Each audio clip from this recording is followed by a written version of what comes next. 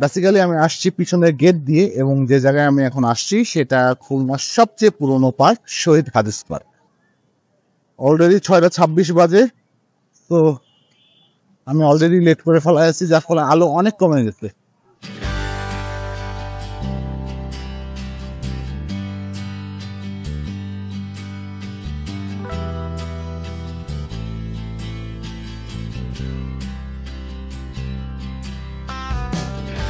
এই পার্কটা 1884 সালে খুলনা পৌরসভা কর্তৃক প্রতিষ্ঠিত হয়। পরে দেশ বিভাগের পর যখন গান্ধীজি এখানে এসে বক্তৃতা দেন, তারপর থেকে তার সম্মানে এই পার্কটার নাম রাখা হয় গান্ধী পার্ক। এবং পরবর্তীতে ভাষা আন্দোলনের পরে হাদিসুর রহমান নামে একজন এখানে শহীদ হন, যার ফলে তার সম্মানে এই পার্কটার নাম রাখা হয় শহীদ হাদিস পার্ক। খুলনা কেন্দ্রীয় শহীদ মিনারটা একসময় এখানে প্রতিষ্ঠা ছিল, একদম যেখানে দেখতে পাচ্ছেন। আমি আরেকটু ক্লোজ করে দেখাই। ঠিক এইখানে ছিল খুলনা কেন্দ্রীয় শহীদ মিনার, বিশাল বড় করেছিল, কিন্তু সেটা ভেঙে ফেলা হয়েছে এবং স্মৃতি হিসেবে এই ছোট্ট অংশটুকু রেখে দেওয়া হয়েছে। তবে খুলনার কেন্দ্রীয় শহীদ মিনারটা এখনো এই পার্কেই আছে, যেটা ওই অদূরে হয়তো দেখা যাচ্ছে, না দেখা গেলে আমি কাছে যেয়ে দেখাচ্ছি। তো ওইখানে ছিল আগে খুলনা কেন্দ্রীয় শহীদ মিনার, যেটা ভেঙে ফেলে এখন এইখানে তৈরি করা হয়েছে শহীদ মিনার সম্পূর্ণ নতুন করে। অলরেডি সন্ধ্যা হয়ে গেছে এবং এখনো প্রচুর লোক, এবং রাত যত বাড়বে আরো লোক বাড়বে। এখানে প্রতিদিন প্রচুর মানুষ ঘুরতে আসে এখানে। এই হচ্ছে বর্তমানে খুলনার কেন্দ্রীয় শহীদ মিনার। শহীদ মিনার ছাড়াও এখানে একটা লেক আছে, বেশ বড় একটা লেক, এবং এখন যেহেতু সন্ধ্যা হয়ে গেছে আমি দেখাতে পারবো না। এখানে চারা দিলে, মাছের খাবার বা এই ধরনের কিছু দিলে প্রচুর কার্প মাছ খেতে আসে, কিন্তু এখন যেহেতু সন্ধ্যা হয়ে গেছে হয়তো আমি মাছগুলো দেখাতে পারবো না।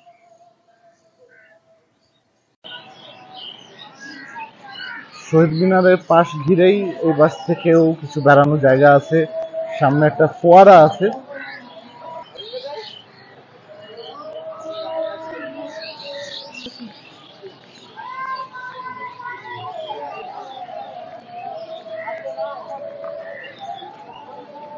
এই হচ্ছে হাদিস পার্কের লেক, আর এখানে বানানো হয়েছে ফোয়ারা। এই হচ্ছে ফোয়ারা। মাঝে মাঝে চলে, চলে না তা না, মাঝে মাঝে চলে, তবে আজকে বন্ধ কোনো কারণে।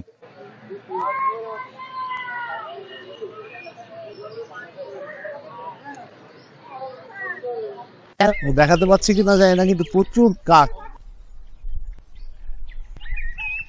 প্রচুর কাক এবং প্রচুর পাখি আছে এখানে।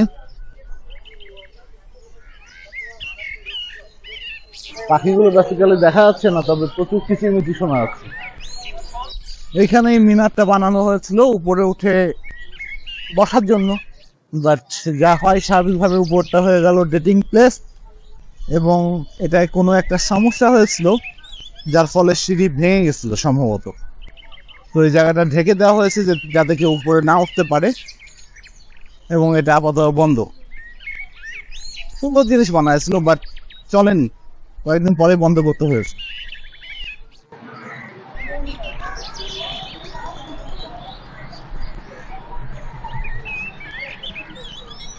বন্ধুরা, আমি এখন আছি রাতের হাদিস পার্কে। সন্ধ্যা হয়ে গেছে, রাত হচ্ছে। শহীদ মিনারে প্রচুর ভিড়। শহীদ মিনারের উপরে ছেলেরা, ইয়াং জেনারেশন যারা আছে, ওরা গিটার নিয়ে এসে গান গাচ্ছে বন্যার্তদের সাহায্যের জন্য। ওখান থেকে একটু ঘুরে আসি আমরা। সাহায্যের জন্য বিভিন্ন গান গাচ্ছে, এবং এখানে বক্স রাখা আছে। এখানে বক্স রাখা আছে যাতে বন্যার্তদের জন্য মানুষ সাহায্য করে।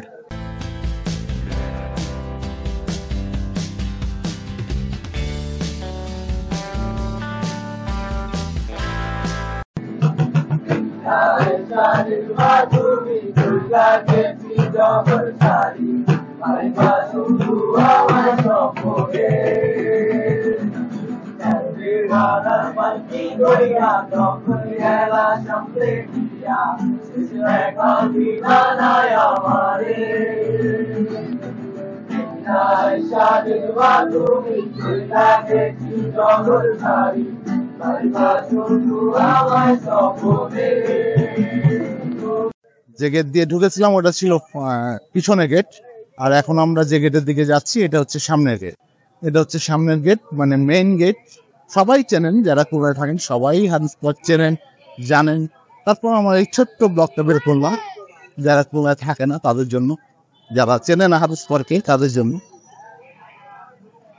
ছোট পার্ক, খুব সিম্পল পার্ক, কিন্তু খুলনার ঐতিহ্যবাহী পার্ক। খুলনার সবচেয়ে প্রাচীন ঐতিহ্যবাহী পার্ক হচ্ছে আমাদের এই হাদিস।